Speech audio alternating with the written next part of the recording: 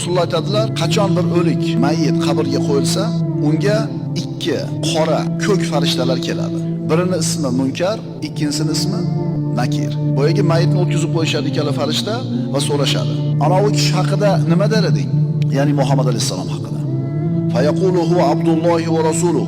Ashhadu an la ilaha illalloh va ashhadu anna Muhammad rasululloh. Bu mayyit aytadi.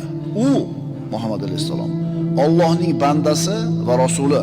Allohdan o'zga iloh yo'q deb guvohlik beraman. Muhammad alayhisalom uning bandasi deb guvohlik beraman deydi. Ikkala farishta aytadi: "Seni shunday deyishingni bilar edik." So'ngra uning qabri 70 ga 70 ziro qilib kengaytiriladi. So'ngra o'sha joy uning uchun charog'on qilinadi. So'ngra farishtalar unga uxla deyshadi. Ha, demak qabrga kirganda ashhadu an la ilaha illalloh, ashhadu anna Muhammad rasululloh deb qo'ysam, Robbim Alloh, dinim Islom, kitobim Qur'on, payg'ambarimiz Muhammad alayhisalom deb qo'ysam, qutulaman ekan. Shu so'zlarni qaytarib yurishim kerak ekan. Birodarlar, unaqa emas.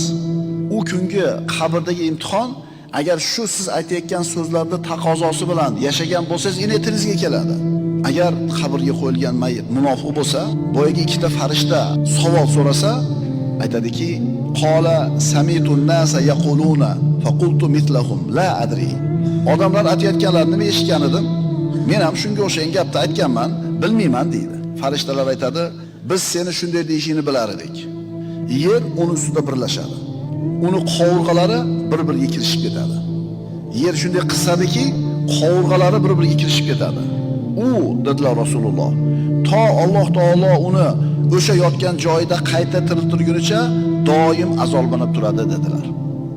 Demak, birodarlar, mana sahih hadis qabr azobini borligiga dalolat qiladigan dalil bo'ladigan.